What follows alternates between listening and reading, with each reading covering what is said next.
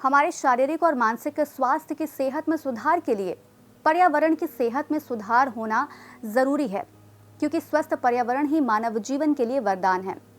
पर्यावरण में संतुलन बना रहे, इसके लिए सरकार द्वारा विभिन्न कार्यक्रमों की शुरुआत की जाती है। जैसे कि हाल ही में केंद्रीय पर्यावरण मंत्रालय ने अपने ग्रीन क्रेडिट प्रोग्राम के लिए नियमों की घोषणा की, जिसके तहत कुछ ही समय के भीतर 10 राज्यों ने लगभग 3,853 हेक्टेयर की मात्रा में निम्नीकृत वन भूमि की पहचान की है। आज के अपने इस कार्यक्रम में हम बात करेंगे ग्रीन क्रेडिट प्रोग्राम के बारे में और इससे होने वाले फायदे के बारे में कि कैसे इस परियोजना के माध्यम से हम वातावरण की सेहत में सुधार कर सकते हैं।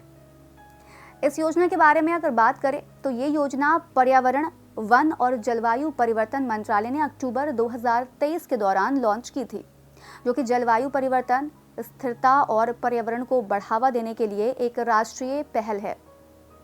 इस कार्यक्रम का उद्देश्य पर्यावरण के प्रति लोगों को जागरूक करना और बाजार के माध्यम से एक पर्यावरण अनुकूल जीवन शैली को बढ़ावा देना है।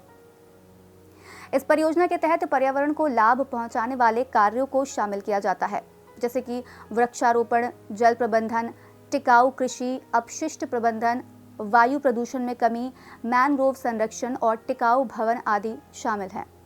इस योजना के अनुसार व्यक्ति, उद्योग, किसान उत्पादक संगठन यानी FPO, शहरी स्थानीय निकाय यानी कि ULB, ग्राम पंचायतें और निजी क्षेत्र सहित कई अन्य संस्थाएं पर्यावरण अनुकूल कार्य करने और ग्रीन क्रेडिट अर्जित करने के लिए सक्षम होती हैं।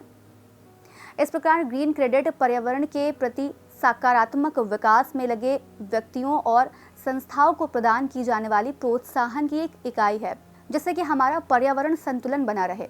ये पर्यावरण संरक्षण की दिशा में योगदान देने के लिए विभिन्न हितधारकों को प्रोत्साहित करने के लिए सरकार द्वारा शुरू किया गया एक स्वैच्छिक कार्यक्रम है।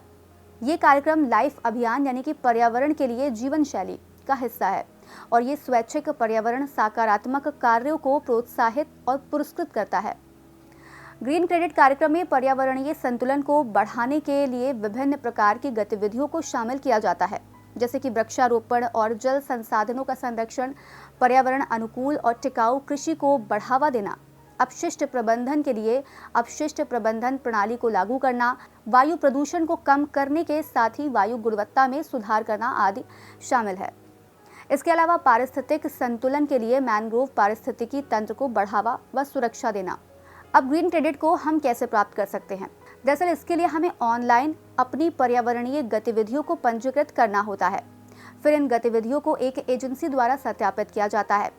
सत्यापन होने के बाद में एजेंसी की रिपोर्ट के आधार पर आवेदन करने वाले को ग्रीन क्रेडिट का प्रमाण पत्र प्रदान कर दिया जाता है। अब बात करते हैं इस कार्यक्रम से होने वाले लाभों की, जिसके तहत ये योजना वन क्षेत्र के बाहर रहने वाले लोगों को भी वृक्षारोपण के लिए प्रोत्साहित करती है। इससे वनों का दायरा बढ़ाने और पर्यावरण को बेहतर बनाने में मदद मिलेगी। वहीं इस कार्यक्रम के जरिए भारत सतत विकास लक्ष्य और कार्बन उत्सर्जन कम करने की दिशा में आगे बढ़ सकता है।